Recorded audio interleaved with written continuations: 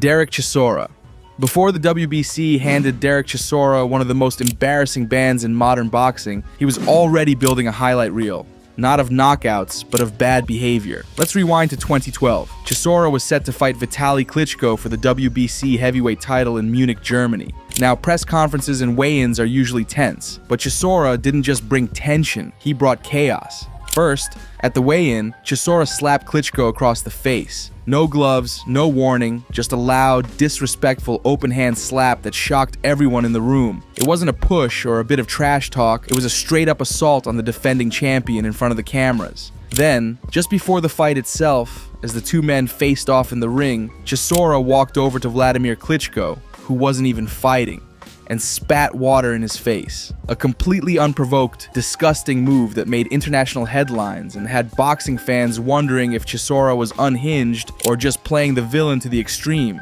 But it didn't end there. After Chisora lost the actual fight to Vitaly, he showed up at the post-fight press conference, and that's when all hell broke loose. Sitting calmly in the crowd was former champion David Haye, who wasn't even involved in the fight. Chisora spotted him, exchanged words, and within moments, the two were swinging at each other in the middle of the press room, surrounded by stunned media. Chisora even picked up a bottle and threatened Haye, and their entourage turned it into a full-on melee. Cameras caught it all, and it went viral. The WBC had seen enough. A few days later, they issued a statement calling Chisora's actions one of the worst behaviors ever by a professional boxer. They slapped him with an indefinite ban, removed him from the WBC rankings entirely, and said he would never fight for their belts again unless he underwent serious anger management and proved he could be a professional. Chisora eventually apologized, went through the motions, and after some time, the WBC lifted the ban. But the whole episode remains one of the most chaotic strings of behavior ever seen in boxing, and a textbook example of how to get yourself banned by one of the biggest organizations in the sport, Alexander Povetkin. If Derek Chisora got banned for wild behavior outside the ring, Alexander Povetkin got banned for something much sneakier and a lot more dangerous: performance-enhancing drugs. Twice. Let's rewind to 2016. Povetkin, the Russian powerhouse and former Olympic gold medalist, was scheduled for the biggest fight of his life, a WBC heavyweight title bout against the undefeated knockout machine Deontay Wilder. Everything was set.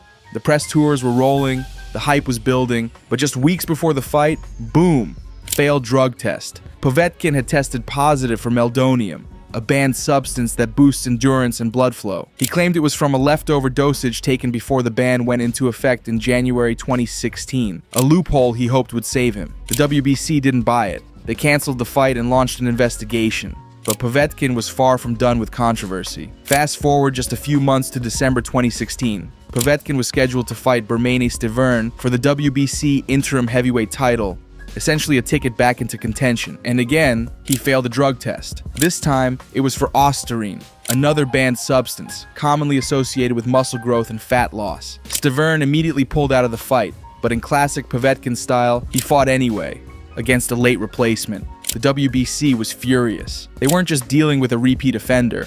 They were dealing with a fighter who ignored warnings, sabotaged two high-profile matchups, and dragged the credibility of their title picture through the mud. So in early 2017, the WBC made a bold move. They banned Povetkin indefinitely from competing in any WBC-sanctioned events. They also hit him with a $250,000 fine and removed him from their rankings. The message was clear: play the PED game and you're out. But here's where it gets complicated and controversial. Povetkin appealed. His team argued that the levels found in his system were small, accidental, or unintentional. And after nearly a year out of the WBC picture, the organization quietly lifted the ban in late 2017, converting it into a one-year suspension with conditions. By January 2018, Povetkin was ranked by the WBC again, like nothing had ever happened. So while the WBC's lifetime ban only lasted about a year, it still stands as one of the most high-profile punishments ever handed down by the organization. 2 drug failures in the same year, 2 canceled fights, and 1 very angry WBC president. Povetkin would go on to fight Anthony Joshua and others on the world stage, but the stain of 2016-2017 never quite left him. In the end, the ban was temporary, but the damage to his reputation? That might be permanent. Ryan Garcia. Ryan Garcia wasn't just a boxer. He was a full-blown celebrity, the kind of fighter who could pull in TikTok followers and Instagram likes by the millions before he even fought for a world title. Hand speed like a video game glitch, good looks, charisma, a social media army. Garcia had the kind of crossover appeal promoters dream about. But in 2024, that same social media machine, it became his downfall. Let's rewind. In April 2024, Garcia shocked the boxing world by knocking down and defeating Devin Haney, handing Haney his first professional loss. Sure, Garcia missed weight and didn't win a title, but it didn't matter to most fans. He'd done the unthinkable. He was back. Then, things got weird. Garcia started flooding his social media with a bizarre mix of conspiracy theories, erratic live streams, religious rants, and increasingly offensive content. At first, people thought he was trolling or just playing crazy, but the posts kept coming, and they kept getting worse. In June 2024, things hit a boiling point. Garcia went on a disturbing tirade filled with racist slurs targeting black people, Islamophobic comments, and a litany of anti-Semitic conspiracy theories. These weren't just edgy jokes or bad takes. They were hate-filled rants posted publicly, repeatedly, without remorse. His Twitter and Instagram accounts looked less like a boxer's and more like a hate preacher's. The backlash was immediate and massive. Sponsors cut ties. Fans called for accountability. But it was the World Boxing Council that took the strongest stand. WBC President Mauricio Sulaiman issued a public statement in July condemning Garcia's behavior and officially expelling him from all WBC activity. No fights, no rankings, no title contention, indefinitely. The WBC emphasized that they would not tolerate racism, bigotry, or hate speech under any circumstances. The move wasn't just disciplinary, it was symbolic. One of the biggest stars in boxing had been frozen out of one of the sport's most powerful organizations, completely.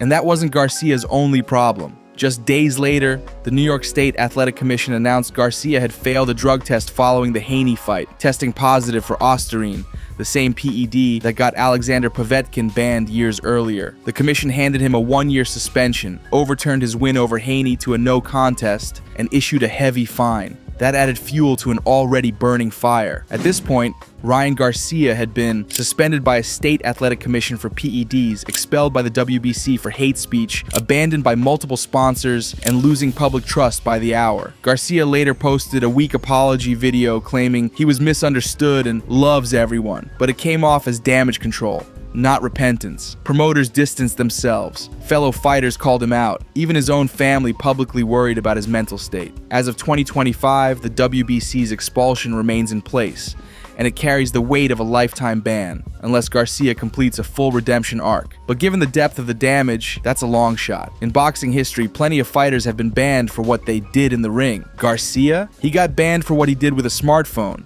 A sad modern tale of how talent and fame can implode in real time. Luis Lazarte. Luis Lazarte might not be a household name, but his infamous implosion in 2012 earned him something no other boxer on this list can claim: a true lifetime ban from one of the sport's major organizations, the IBF. Now, Lazarte wasn't a nobody in Argentina. He was a respected veteran, a former IBF light flyweight world champion, and at 40 years old, he was still fighting in front of sold-out hometown crowds in Buenos Aires. But on February 10th, 2012, everything unraveled in a way that stunned the boxing world. That night, Lazarte was fighting Filipino rising star John Riel Casimero in an IBF-sanctioned bout. On paper, it was a classic youth versus experience matchup. In the ring, it turned into a complete circus, and Lazarte was the ringleader. From the opening bell, Lazarte fought dirty, and not bend the rules dirty.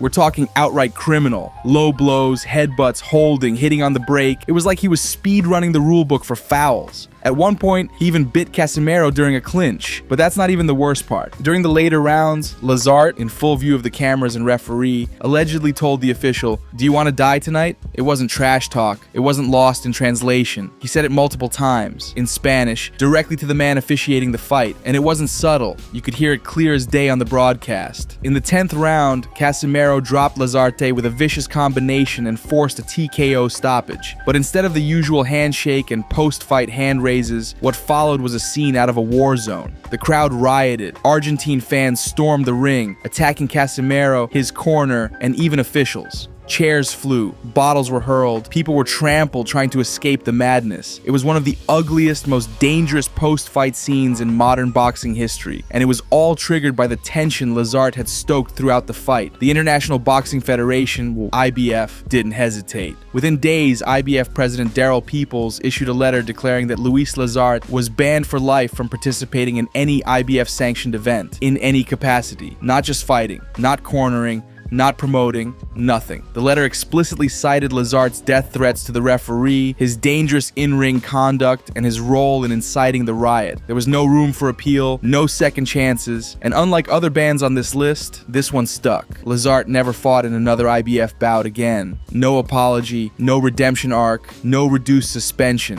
He was blacklisted permanently. The Argentinian Boxing Commission never disciplined him seriously, but the IBF's move was widely praised as one of the few times a sanctioning body took a real stand on fighter misconduct. In a sport that often forgives and forgets, even when it shouldn't, Lazard's case was the exception. So while others on this list flirted with bans or managed to talk their way back in, Luis Lazarte holds the rare and infamous distinction of being truly, permanently banned for life from a major boxing organization, and frankly, he earned it.